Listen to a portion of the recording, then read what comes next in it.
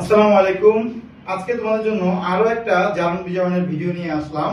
আর একটা উদাহরণ আজকে দেখব। তো উদাহরণটা দেখার সময় আমরা একটু মনে করে নেই, আমরা লাস্ট ক্লাসে জারণ বিজারণের জন্য কিছু নির্দিষ্ট জারণ মান শিখছিলাম। এগুলো কি?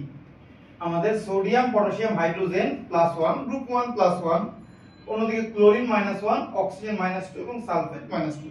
এই কয়েকটা মৌল বা মূলক তোমাদেরকে আমি দেখাইছিলাম। তো আজকে আমরা গুরুত্বপূর্ণ একটা উদাহরণ দেখব, সেটা হচ্ছে তোমার এরকম ধরনটা।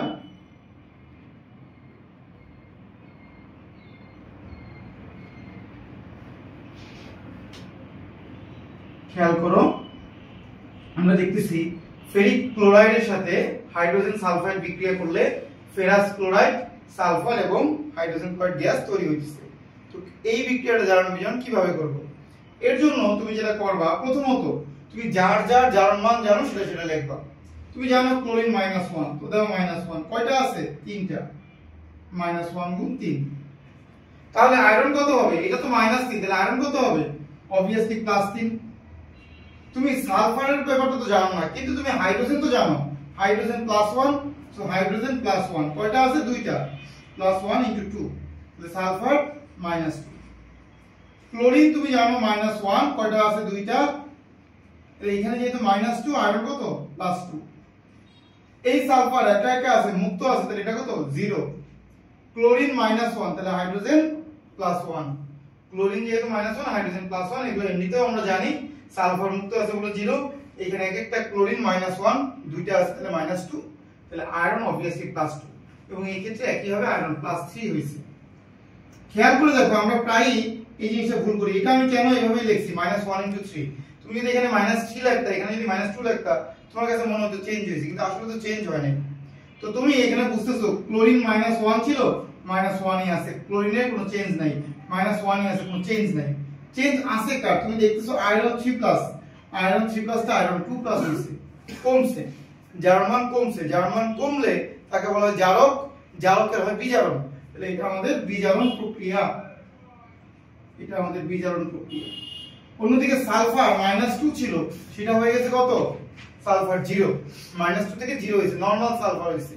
অর্থাৎ দেখো মাইনাস থেকে 0 হয়েছে, এটা কিন্তু বাড়ছে। তো বাড়লে কি হয়? জারণ। তাহলে আশা করি এখন তোমরা জারণ বিজারণ বিক্রিয়া লিখতে পারবা। জারণ অর্ধ বিক্রিয়ায় আমরা কি লিখব? জারণ অর্ধ বিক্রিয়ায় আমরা লিখব, খেয়াল করো, সালফার আছে 2- আকারে, ওই পাশে সালফার আছে কি? নরমাল সালফার 0 আকারে। দুইটা ইলেকট্রন তাহলে কি দান করবে? দুইটা ইলেকট্রন দান করলে আমরা এই পাশে +2 ইলেকট্রন দিব। কেন দিব তোমাদেরকে শিখাইছিলাম। এইখানে -2 আছে, ওইখানে কোনো চার্জ নাই, 0। তাহলে এইখানে -2 এর মতো ওইখানেও যদি -2 করতে চাই, তাহলে আমি কি করব? দুইটা ইলেকট্রন আনবো। এই যে দুইটা ইলেকট্রন আনছি। এই হলো আমাদের জারণ বিক্রিয়া। অন্যদিকে বিজারণ অর্ধ বিক্রিয়ায়, আমরা দেখো আয়রন 3+ আছে এই পাশে, তীর চিহ্নের এই পাশে আছে আয়রন 3+, তীর চিহ্নের ওই পাশে আছে কি? Iron 2+, iron 2+। সো 3 থেকে 2 হয় কিভাবে? একটা ইলেকট্রন গ্রহণ করে। 3 আর 2 এর মধ্যে পার্থক্য 1, তাহলে একটা ইলেকট্রন গ্রহণ করছে। এখন তুমি এটা সমতাকরণের জন্য, যেহেতু এখানে দুইটা ইলেকট্রন আছে, তুমি চাইলে সবগুলোকে 2 দ্বারা গুণ করতে পারো। যেহেতু দুইটা ইলেকট্রন আছে, এই ইলেকট্রনকে 2 বানানোর জন্য সবগুলোকে 2 দ্বারা গুণ করছো। এই তোমার জারণ বিজারণ বিক্রিয়া শেষ। এই ক্ষেত্রে এই সমতাকরণটা তোমরা যদি চাও স্কিপ করতে, সেটাও স্কিপ করতে পারো, অসুবিধা নাই। এরপরে বাংলায় লিখে দিবা কার জারণ কার বিজারণ কেন হয়েছে, এই ব্যাপারগুলো। তাহলে আজকে এই পর্যন্তই। আগামী দিন অবশ্যই নতুন একটা ভিডিওতে তোমার সাথে দেখা হবে। আসসালামু আলাইকুম।